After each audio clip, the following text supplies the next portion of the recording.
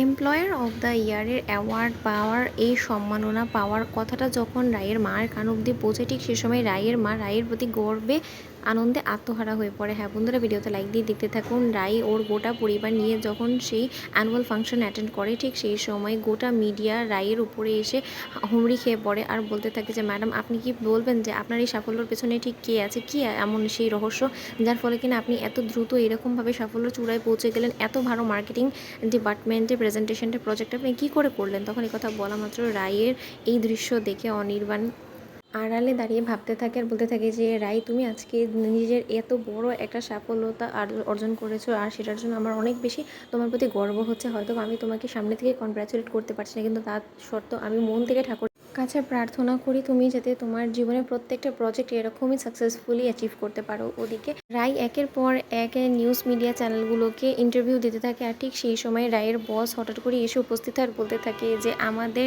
এই employer of the ইয়ারের যে সবথেকে বড় অধিকারী সে হলো গিয়ে রাই, কারণ আজকে তার জন্যই আমার কোম্পানির এত বড় একটা সুনাম হয়েছে। আমার কোম্পানিকে এখন মানুষ চিনতে শুরু করে যে সত্যিকার অর্থেই রাই তোমার মতন একটা এমপ্লয়ি যদি সকল কোম্পানিতে থাকে তাহলে সত্যিকার অর্থেই তাদের সফলের চূড়ায় পৌঁছতে খুব একটা বেশি দূর লাগবে না। তখন এই কথা বলা মাত্র রাই বলতে থাকে যে না না স্যার, আপনি এরকম করে কেন বলছেন, বলুন তো।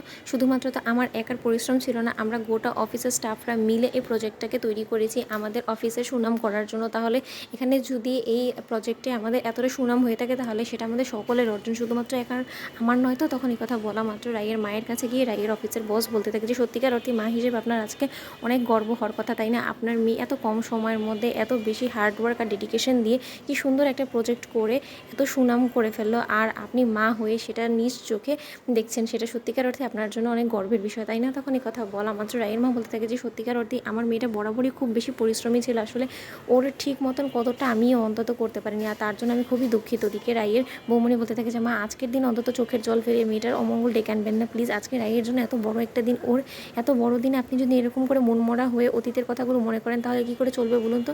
তখন কথা বলতে না বলতেই নীলু এবং সূর্য চলে আসে। ওদিকে এটা দেখা মাত্র নীলু বলতে থাকে যে বাবা, দিদিভাই এত নাম ডাক হয়ে গিয়েছে, এখন দিদিভাইয়ের অবধি পৌঁছানোর জন্য তো আমাদেরকে লাইনের দাঁড়াতে হচ্ছে, তাই না? তখন কথা বলা মাত্র স্রোত বলতে থাকে যে দিদিভাই শোন, দিদিভাইয়ের এত নাম ডাক কিন্তু এখন একদিনের মধ্যেই হয়ে যায়নি, এর জন্য দিদিভাইকে যথেষ্ট পরিমাণে কাঠখড় পোড়াতে হয়েছে, আর আমরা তো সবাই সাক্ষী যে দিদিভাইকে কত কিছুর উপরে দিয়ে যেতে হয়েছে, কত চড়াই উতরাই পার করতে হয়েছে, কিন্তু তা সত্ত্বেও দিদিভাই কিন্তু হেরে যায়নি। দিদিভাই অনগল নিজের এই পরিশ্রম দিয়ে নিজের নাম কামানোর পেছনে লেগে রয়েছিল, তার জন্যই আজকে ওর এই সাফল্যতাটা।